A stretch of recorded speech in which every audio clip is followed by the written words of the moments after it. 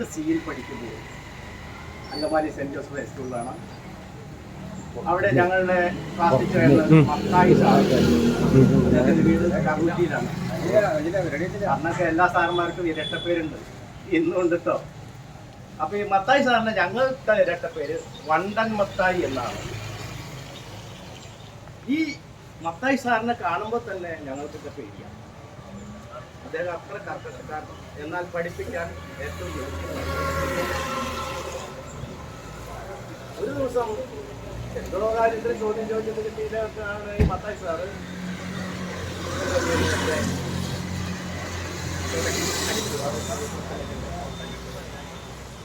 അങ്ങനെ ഞാൻ വീട്ടിലേക്ക് പോയി.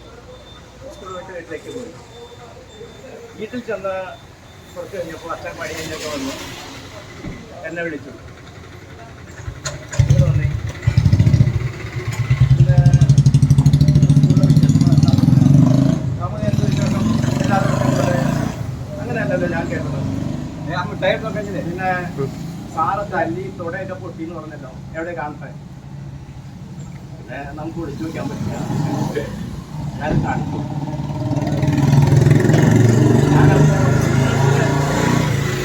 കാര്യങ്ങൾ ഓർത്തു പോവുകയാണ്. ആ രംഗത്ത് എന്റെ അച്ഛൻ ചെയ്തത്, നേരെ പോയി ആ വേദിക്കുന്ന ഒരു ഊരിവടി കൊടുത്തു വീണ്ടും എന്റെ തല്ലുകയാണ്. സാറ് പറഞ്ഞിട്ട് കേൾക്കാത്തതിനും ഒക്കെ എന്റെ നിന്നെ തന്നെ ഈ മേലാൽ ഇതുപോലുള്ള കാര്യങ്ങൾ ഉണ്ടാകും. ഞാൻ ആലോചിച്ചതാണ്, ഇന്നത്തെ കാലത്ത് ആണെങ്കിൽ ആ സാറിനെ കണ്ടപ്പോൾ നേരെ പോലീസ് സ്റ്റേഷനിൽ പോയി പരാതി കൊടുത്തിട്ടും എന്റെ കുട്ടിയെ തല്ലാണ്ട് അയാളാരാ എന്നുള്ള രീതിയിലായിരിക്കും പ്രവർത്തനം. അപ്പൊ ആ വ്യത്യാസത്തിൽ വളരുന്ന കുട്ടികൾ അതിൻ്റെതായ മാനസിക വ്യതിയാനങ്ങൾ ഉണ്ടാവും. ഞാൻ എന്ത് ചെയ്താലും എൻ്റെ മാതാപിതാക്കൾ എനിക്കൊപ്പം ഉണ്ട് എന്നുള്ള ദാഷ്ട്യമാണ് ഇന്നത്തെ യുവതലമുറയെ വഴിതെറ്റിക്കുന്നത്. മദ്യവും മയക്കുമരുന്നും മൂലം ചിന്തിക്കാൻ പോലും സാധ്യമല്ല. ഇതൊക്കെ കാലങ്ങളായി മുന്നിൽ കണ്ടുകൊണ്ടാണ് ഒരു ജാതി, ഒരു മതം, ഒരു ദൈവം എന്ന് ശ്രീനാരായണ ഗുരുദേവൻ നമ്മളെ ബോധിപ്പിച്ചത്. അന്ന് അദ്ദേഹം കണ്ടിരുന്നു ഇന്ന് ഇത്രയധികം വിശക്തമായ ജാതി ചിന്ത ഉണ്ടാകുമെന്ന് ആയിരിക്കാം.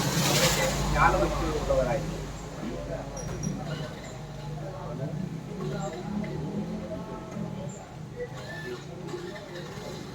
എന്തായാലും ഈ വിപത്തുകളെ നമുക്ക് ജീവിതത്തിൽ നിന്നും ഒഴിവാക്കിയേ പറ്റും. അതിന് കർശനമായ ശിക്ഷ നടപടി. മത്തായി സാറ് എന്നെ തല്ലിയിട്ട് വീട്ടിൽ ചെന്നപ്പോൾ അച്ഛൻ്റെ കയ്യിൽ നിന്ന് വീണ്ടും തല്ലി കിട്ടിയ പോലെയുള്ള ശിക്ഷാ നടപടികൾ കൈക്കൊള്ളണം എന്നാണ് എൻ്റെ വലിയ അഭിപ്രായം. ഈ ഗൾഫ് നാടുകളിലും മറ്റും എന്തുകൊണ്ടാണ് കുറ്റങ്ങൾക്ക് കുറയുന്നത്? അവിടെ ശിക്ഷകളുടെ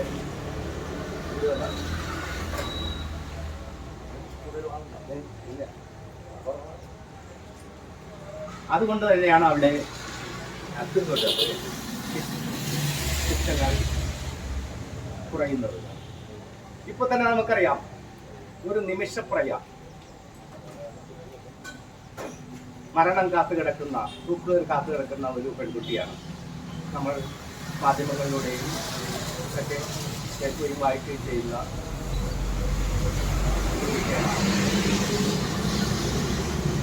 നമ്മുടെ നാട്ടിലായിരുന്നു ഇങ്ങനെയൊരു സംഭവം നടന്നെങ്കിൽ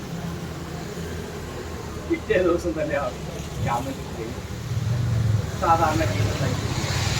എന്തുകൊണ്ടാണ് അവിടെ ഇതുപോലെയുള്ള ശിക്ഷാവിധികൾ ഇങ്ങനെ നടപ്പിലാക്കുന്നത്? ജനങ്ങളുടെ സ്വൈര ജീവിതത്തിനും മറ്റും അധികാരികൾ കൊടുക്കുന്ന വിലയാണ്. ഇപ്പൊ തന്നെ ഇനി ആ നിമിഷപ്രയ എന്ന കുട്ടിയെ ഇനി തൂക്കിക്കൊന്നില്ലെങ്കിൽ പോലും തൂക്കിക്കൊല്ലുന്നതിന് തുല്യമായ രീതിയിലുള്ള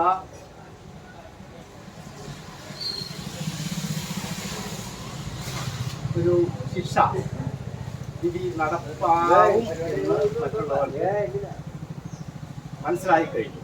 അതുകൊണ്ട് ആ രീതിയിലുള്ള കുറ്റകൃത്യങ്ങൾക്ക് കുറവുണ്ടാവും എന്നാണ് എൻ്റെ വിശ്വാസം.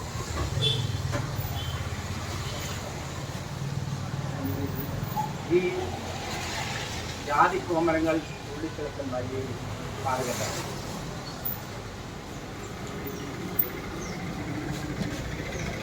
ഒരു ജാതിയുടെ പേര് പറഞ്ഞ് മറ്റുള്ള ജാതിക്കാരെ അധിക്ഷേപിക്കുകയും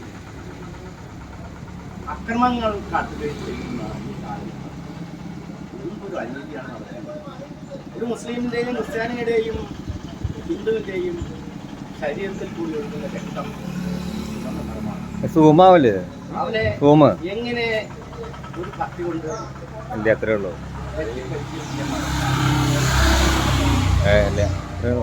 അതിന് നമ്മുടെ മനസ്സിനെ സജ്ജമാക്കാൻ പോരുന്നതാണ് ഈ മയക്കുമരുന്നും മദ്യവും എന്ന്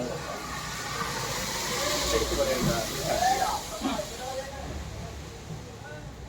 പണ്ടത്തെ കവികളും മറ്റും പാടിയിട്ടുള്ള അവർ മുന്നിൽ കണ്ടുകൊണ്ട് വരുന്ന കാലഘട്ടങ്ങളിൽ സംഭവിച്ചിരിക്കും എന്ന് ചിന്തിച്ചുകൊണ്ട് പല കവികളും പല രചനകളും നടത്തിയിട്ടുണ്ട്.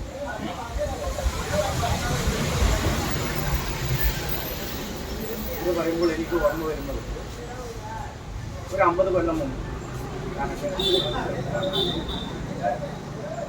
ഒരു സിനിമയിലൂടെ പിക്നിക് എന്ന സിനിമയാണ് എൻ്റെ ഓർമ്മ. അതിൽ ശ്രീ പ്രേം നസീറും കൂട്ടുകാരും പാടി അഭിനയിച്ച ഒരു ഗാനം എനിക്ക് ഓർമ്മ വരികയാണ്. നിങ്ങൾ എൻ്റെ കൂടെ ചേരുകയാണെങ്കിൽ അതിൻ്റെ 2 വരി ഞാൻ പാടാം. ശില്പികൾ നമ്മൾ, ഭാരത ശില്പികൾ നമ്മൾ, ഉണരുന്നവയുഗ വസന്തവാടിയിൽ വിടർന്ന പുഷ്പങ്ങൾ, വിടർന്ന പുഷ്പങ്ങൾ, കലീന്ദ്ര രവീന്ദ്ര ഗാനലയങ്ങൾ കനകം ചൊല്ലുന്നു, കനകം പ്രതിഭയുണർത്തിയ ഗന്ധർവോഷുന്ന ഭൂമി, കാവേരി ഒഴുകുന്ന ഭൂമി,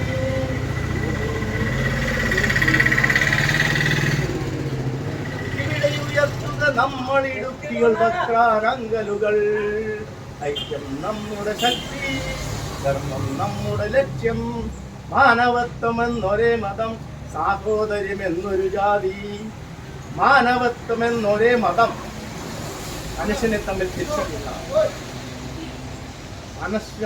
മനുഷ്യന്മാർ തമ്മിൽ സ്നേഹിക്കുന്ന, അവരുടെ ജീവിതത്തിന് വില കൽപ്പിക്കുന്ന ഒരു മതമാകട്ടെ നമ്മുടെ മതം. അതുപോലെ സാഹോദര്യം എന്നൊരു ജാതി, സഹോദരന്മാരെ പോലെ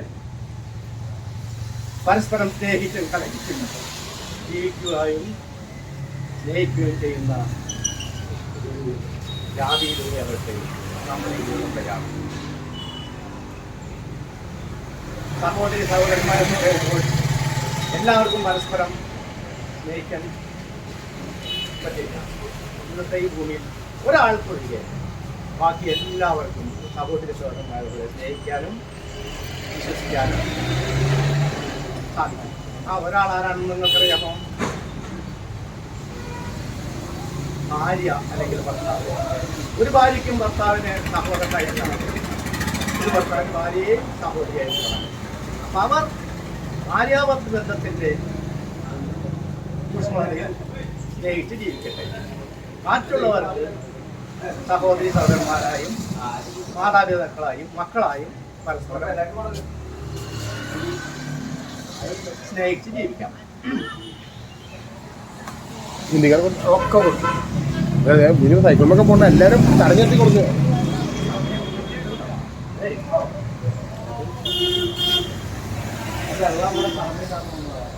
ഇന്ത്യ എന്ന നമ്മുടെ ശക്തി ഇന്ന് ലോകത്തിൽ തന്നെ മുൻപന്തിയിലേക്കുള്ള പ്രയാണത്തിലൂടെയാണ് കടന്നു പോകുന്നത്.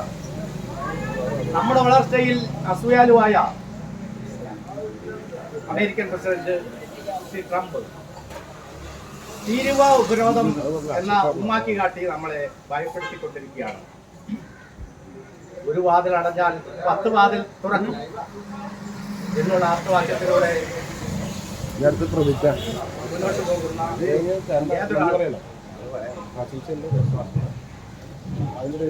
അതിന്റെ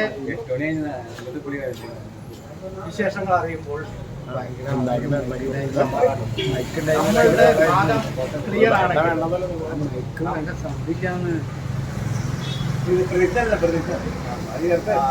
നമുക്ക് താരതമ്യേന മായ രംഗമല്ലായിരുന്ന ചൈന നമുക്ക്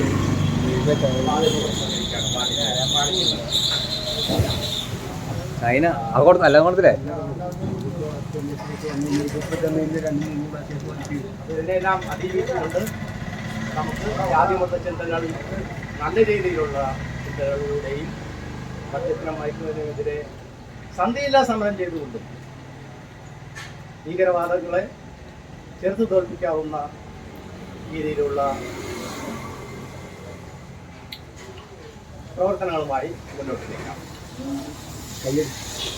അതിൽ കിഴങ്ങൂർ ജനകീയ രീതിയിലെ പങ്ക് വലുതാണ്. കേവലം ശ്രീ സഞ്ജയ് തമ്പി എന്ന ഒരു സാധാരണ മനുഷ്യന്റെ തലയിൽ ഒഴിച്ച ഒരു ചെറിയ തിരുനാളം, ആ തിരുനാളം ഞങ്ങളിൽ കുറച്ചു പേരിലേക്ക് പടർന്ന് അതിപ്പോൾ ഒരു വലിയ തിരുനാളമായി മാറിയിരിക്കുകയാണ്. ഇന്ന് നമ്മുടെ ലോകത്ത് തന്നെ പട്ടിണി മൂലം എത്രയോ ആളുകൾ മരിക്കുന്നു. ഗാസയിലും ആഫ്രിക്കൻ നാടുകളിലും മറ്റും. അതിനെതിരെ ഒരു ചെറുതല്ല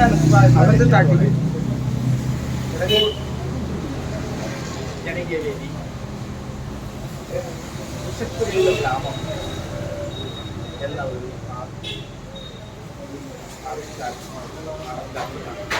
എന്തോ എന്തോ അതിനുവേണ്ടി എല്ലാ ദിവസവും ഉച്ചയ്ക്ക്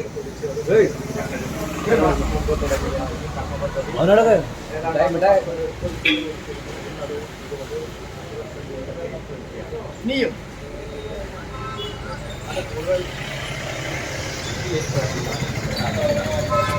അതിനുവേണ്ടി നമ്മൾ ഈ അടുത്ത ഞായറാഴ്ച 17 ഞായറാഴ്ച ഒരു ബിരിയാണി ചലഞ്ച് നടത്തുന്നുണ്ട്.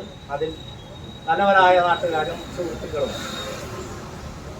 ഒറ്റ മനസ്സോടെ പങ്കുചേരണമെന്ന് അഭ്യർത്ഥിച്ചുകൊണ്ട് എൻ്റെ വാർത്തകൾ ഞങ്ങൾക്ക് എൻ്റെ